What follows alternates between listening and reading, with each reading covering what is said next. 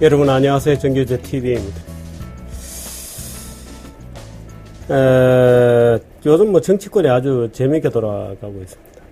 이 지지율이 아주 출렁출렁하고 또 그때마다 또 사람들은 자기의 지지하는 후보가 올라가면 환호하고 떨어지고 울상이고 참 우리나라 이 정치 과잉 정치 중독도 굉장해요. 그리고 보니까 참 정치라는 것이 온 국민의 오락입니다.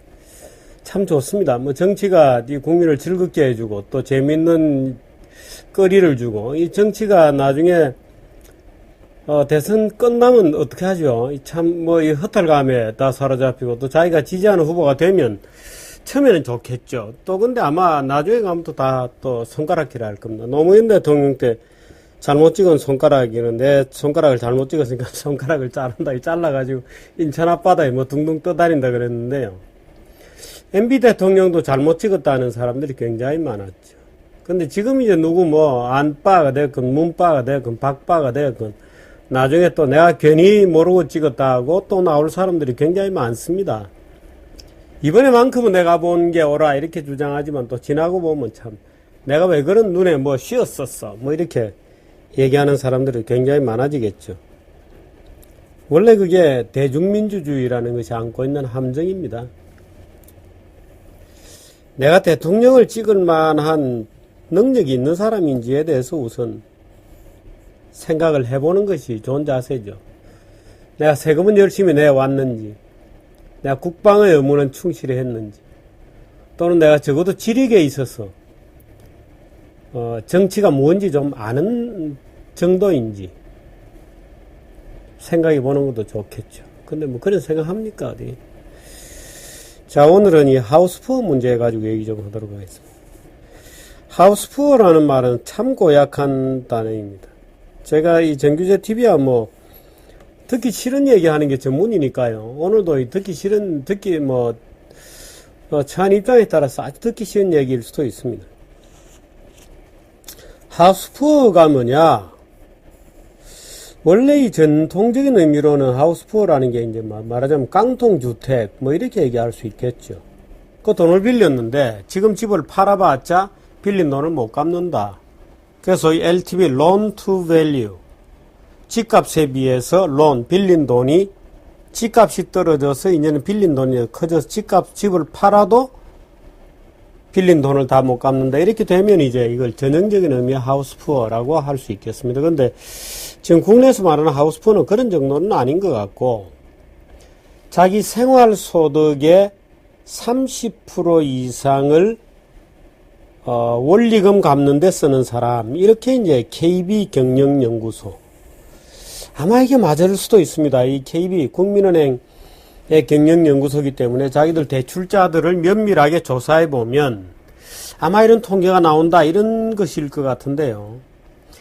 원리금 상환액이 생활소득의 30%를 넘고, 그 KB경영연구소는 하우스푸어를 규정할 때 두 가지를 조건을 내세우세요. 하나는 말하자면 원리금 상환액이 소득의 30% 이상일 것, 여기에 부채가 자산보다 더 많은 가구 라는 조건을 대입해서 부채가 자산보다 더 많다. 그러니까 자산은 집일 텐데 부채가 더 많다. 이 두 가지 조건을 대입해서 하우스푸어를 추정해 보니까 주택담보대출을 받아 집을 산 가구가 총 600만 가구인데 그 중에서 80만 가구 정도가 하우스푸어다. 약 12 내지 13%다. 이렇게 되죠. 주택담보대출이 있는 600만 가구 중에 약 12 내지 13%, 80만 가구 정도다.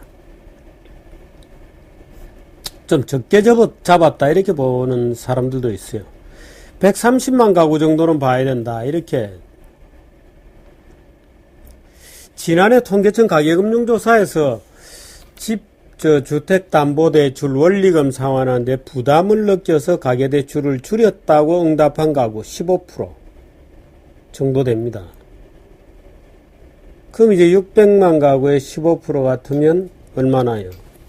60만에 90만 정도. 근데 많이 버는 사람은 이제 130만 가구 정도 된다. 뭐 이렇게도 보고. 고이선의원이라고 있습니다. 이분이 이제 조사한 자료는, 여러분 이게 이제 문제인데요.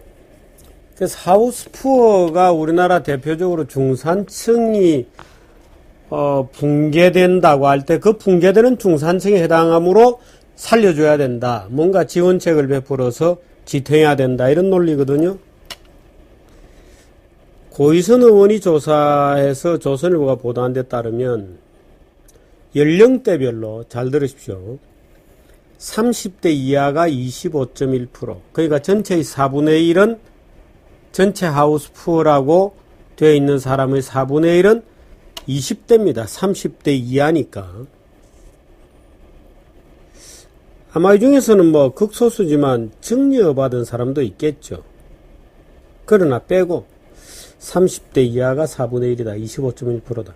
그 다음 40대가 16.3%, 50대가 11.3%, 60대가 4.9%. 그러니까 오히려 30대 밀집해 있죠.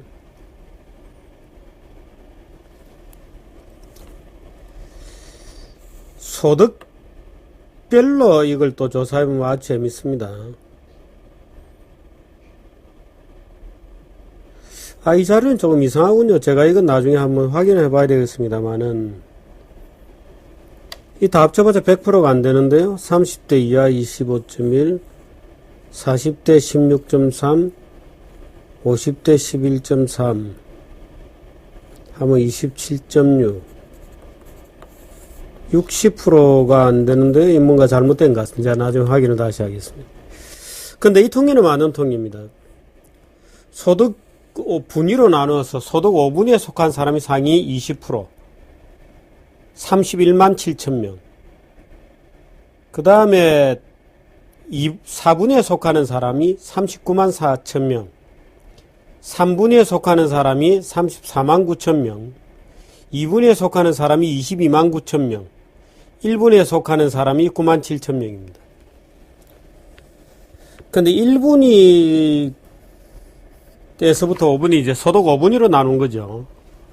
그래서 맨 최하 소득이 이제 1분위, 그 다음에 1, 2, 3, 4, 5, 5분위가 있는데, 5분위는 31만 명, 4분위가 39, 다음 차상위가 그 31만 명이 제일 잘 사는 계층이고, 그 다음에 4분위 39만 4천 명, 3분위 34만 9천 명, 2분위 22만, 1분이 9만 7천 이렇게 되어 있습니다.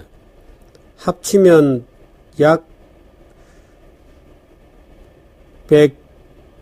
105만 130만이 조금 더 되는. 그러니까 고이선 의원은 130만 명 정도를 하우스푸어라고 본 겁니다. KB경영연구소 자료가 아주 재밌는데요. 이 KB경영연구소는 아까 생활소득의 30%를 원리금 갚는 데 쓰고 부채가 총자산보다 많은 가구 이렇게 해서 80만이다 이렇게 돼 있는데 이게 집값 부채만 아니고 다른 부채를 합친 것 같습니다. 근데 주택 가격대별 하우스푸어입니다. 9억 원 이상짜리 하우스푸어. 주택 9억 원 이상짜리를 하우스푸어라고 얘기할 수 있나요? 9억 원 같으면 예를 들어서 일산 같은 경우에 어떻게 되나요? 약 한 40평 후반대 큰 겁니다. 50평 플러스 마이너스 전후한 집값 정도가 아마 여기에 해당될 테고.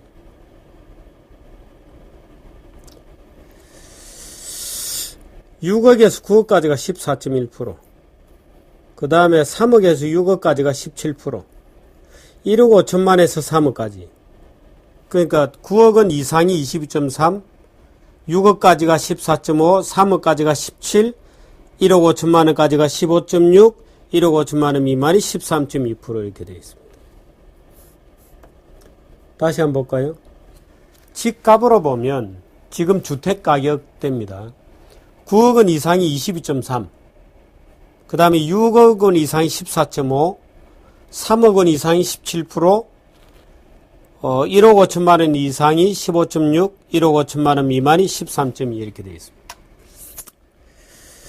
9억 원 이상이 22.3%나 된다. 소득 5분위, 우리 사회에서 5분위로 나눴을 때 가장 잘 사는 계층이 31만 7천여, 한 25% 정도 되죠. 전체 하우스푸어의 4분의 1 정도. 9억 원 이상으로 봐도 한 22%니까 5분의 1에서 4분의 1 정도 사이 왔다 갔다 한다. 어떻게 해야 좋을 것 같아요? 여러분들 보시기에는. 연령별 그게 30대 전체의 25%가 하우스푸어라는 뜻인 것 같습니다. 다 전체적으로 하는 게 아니고 30대 이하 그런 것 같습니다. 예, 그런 것 같습니다. 예.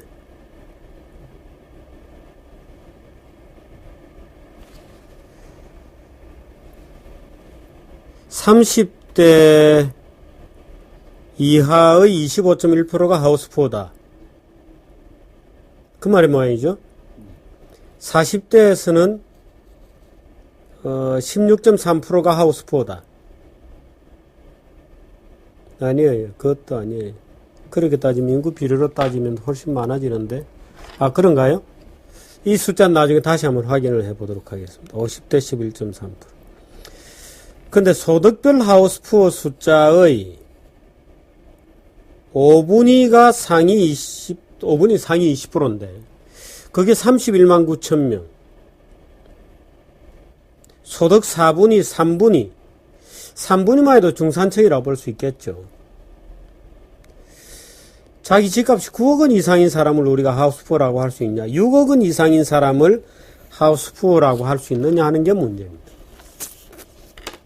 이게 이제 새누리당에서 하우스푸어 대책으로 최근 우리은행, 또 국민은행, 이런 데서 이제 하우스푸어 대책으로 내놓고 있는 거죠.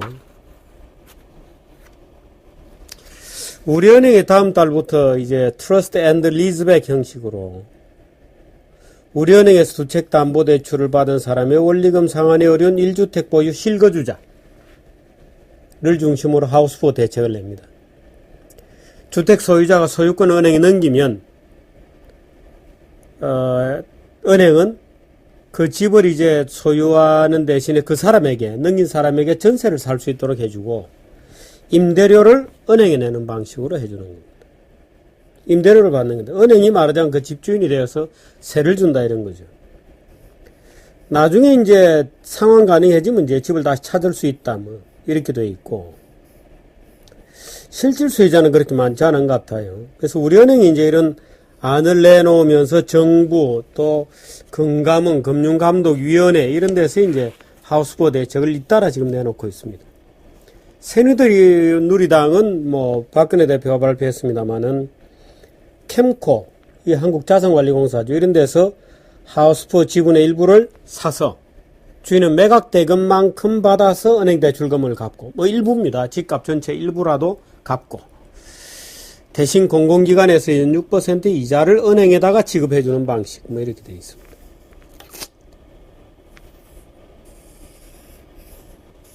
뭐 렌트푸어, 전세도 이렇게 보존해주자 이런 말까지 지금 나와 있습니다. 무슨 푸어가 지금 대유행입니다.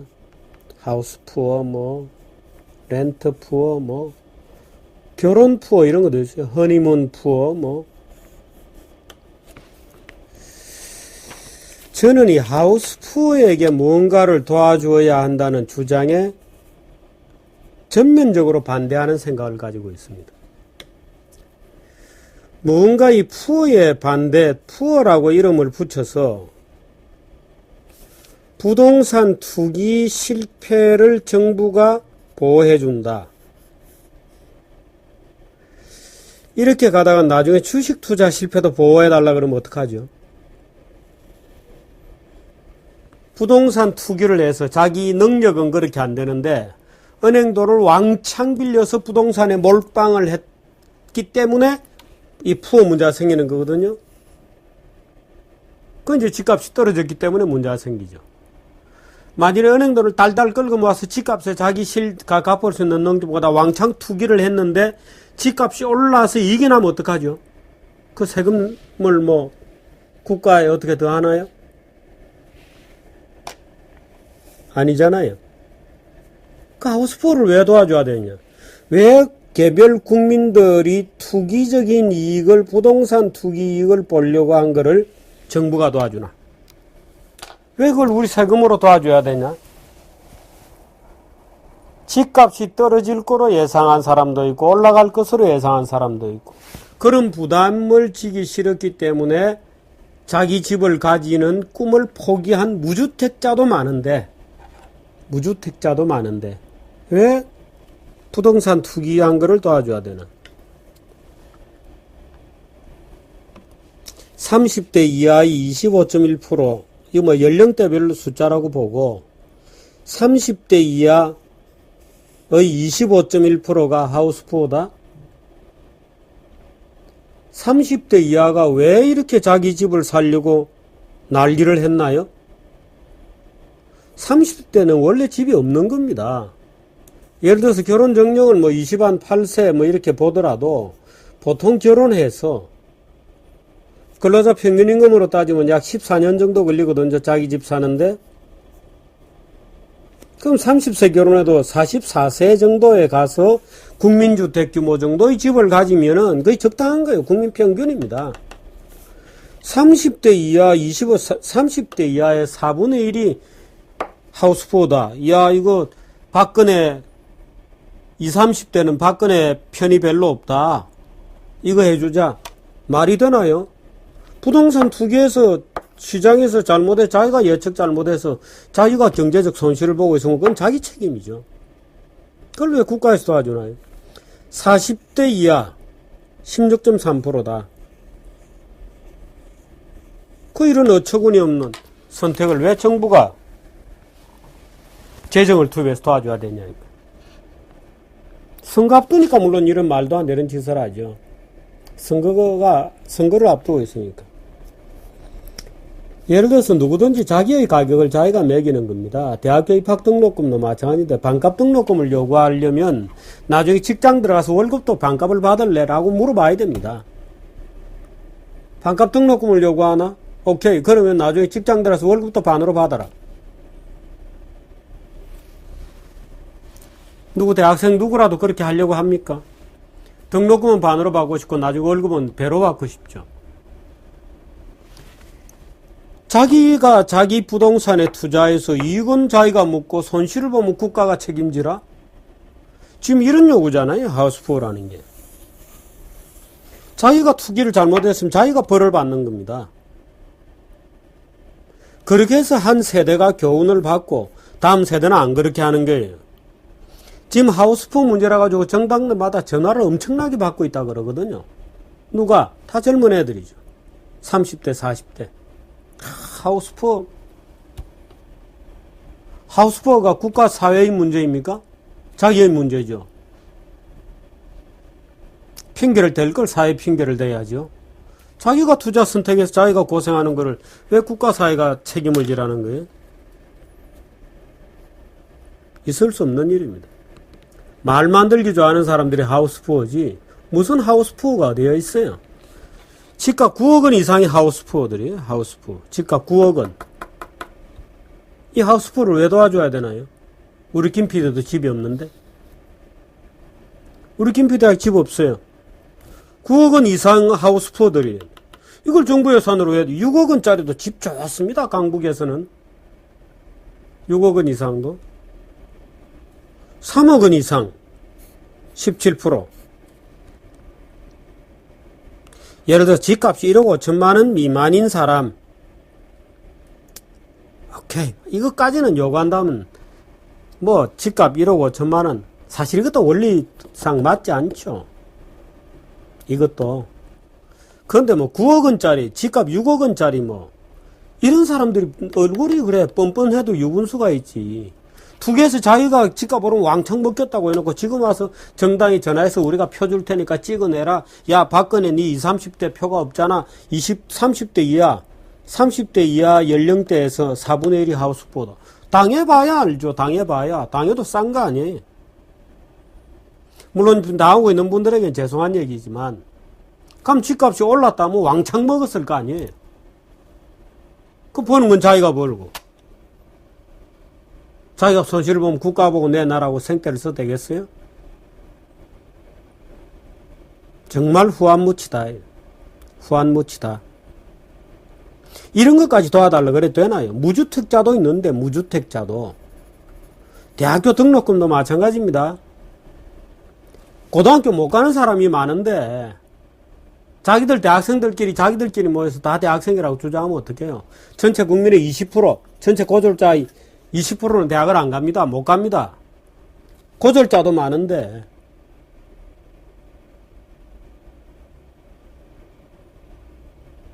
무주택자도 많은데 요구할 걸 요구해야죠.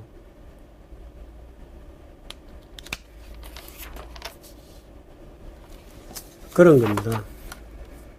서프라임 모기지가 미국에서 왜 터졌느냐? 그게 지역개발, 지역재투자법이라고 하는 법이 원래 레이건 대통령 집권 직전에 지미 카터 때 법이 만들어졌다가 사문화되어서 쭉 있다가 그것이 클린턴 때 부활이 되었거든요. Regional Reinvestment Act인가 그래요. 지역재투자법. 그게 뭐냐? 우리나라 따지면 지역균형발전법입니다. 근데 내용은 약간 달라요. 저소득층도 집을 가질 수 있게 해줘야 된다. 집값이 다락같이 오르니까 왜? 그린스펀이 돈을 엄청나게 풀어대었거든요. 그래서 주가도 오르고 집값도 막 대폭등을 했잖아요.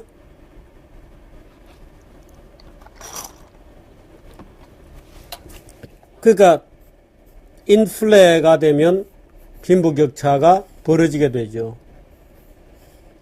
그래서 원래 자유주의 경제정책은 모든 인플레에 대해서 반대하는 겁니다. 그래서 돈을 함부로 풀지 말라는 게 제1강령입니다.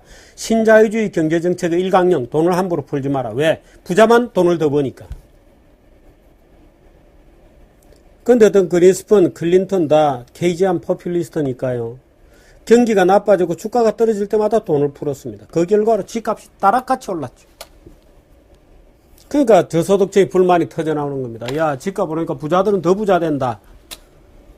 야, 우리도 표 있어? 하니까 이제 클린턴이 겁먹고, 야, 그럼 저소득층도 집을 살 수 있도록 해주자. 어떻게? 돈을 빌려줘서. 그게 서프라임입니다. 그렇게 해서 이게 문제가 터진 겁니다, 이게. 그래서 미국의 금융위기는 신자유주의 이런 것 때문에 터진 게 아니에요, 기본적으로. 기본적으로 포퓰리즘 때문에 터진 겁니다. 그러니까 정부 재정이 들어가고 지역재투자법에 의해서 말하자면 서프라임의 대출을 늘리면 늘릴수록 금융기관들이 좋아졌죠. 그러니까 금융기관들이 엄청나게 탐욕이 생긴 겁니다. 거기에서. 정부가 말하자면 금융시장의 탐욕을 불러일으켜서 서프라임 대출을 늘린 거죠. 이걸 지금 신자유주의가 욕을 다 얻어먹고 있죠.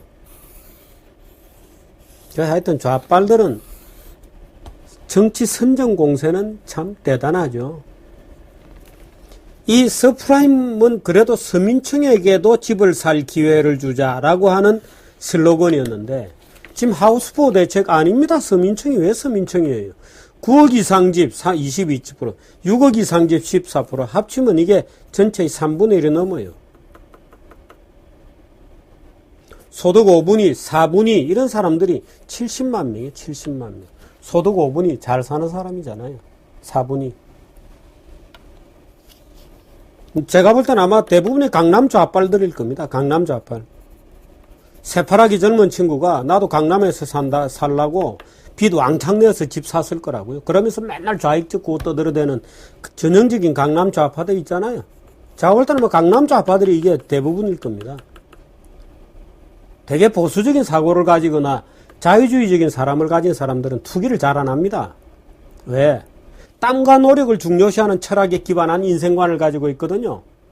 남 핑계 대지 말고 자기의 땀과 노력으로 살아야 한다는 철학이 바로 자유주의 철학이고 그게 보수 정신의 기본이거든요. 이런 사람들은 은행비도 왕창 내서 투기 잘 안 하죠. 제가 볼 때는 아마 30, 40대 이하 30대, 40대, 6억 원 이상, 9억 원 이상 요게 속하는 소위 강남 좌빨들이 하우스 푸어의 대부분일 것이다 라고 저는 짐작을 해봅니다.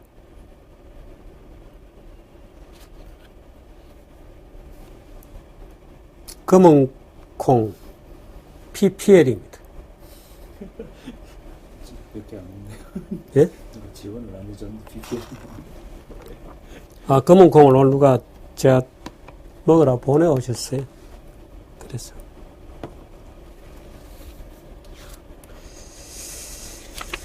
하우스푸어 문제가 다루었습니다. 혹시 여러분들 중에 하우스푸어로 기분 나쁘신 분이 있을지 모르겠으나, 원래 싫은 소리 하는 게 정규제 TV다. 그 생각하고 들어주셨기를 바랍니다. 여기까지 하겠습니다. 예, 그 연령대별 하우스푸어 비중이라는 것은 30대 이하 25.1, 40대 16.3, 50대 11.3, 60대 49.9%인데 이 숫자는 이렇습니다. 30대의 집을 가지고 있는 유주택자의 25.1%가 하우스푸어다. 40대 16.3은 40대 유주택자의 16.3%가 하우스푸어인 것 같다. 이런 겁니다. 그러니까 30대 이하는 4분의 1이 하우스푸어다. 집 가진 사람의 도와줘야 될 것 같아요. 그럼 나머지 집도 없는 사람 어떻게 하나? 이런 딜레마에 대해서 얘기 드립니다. 그러니까 참 하우스푸어라는 말 붙여놓고 구제해줘야 된다는 말이 얼마나 웃기는 얘기냐 이거죠. 30대 이하 중에 하우스푸어 4분의 1인데 빚 왕창 내어서 집 샀다가 고생하고 있는 사람들, 그럼 예산으로 도와주고 집도 없는 사람은 어떻게 하나요? 그 집 없는 사람은 집 하나씩 사주고 난 다음에 또 가난해지면 뭐 하죠. 이런 얘기가 되잖아요. 그런 얘기였어요.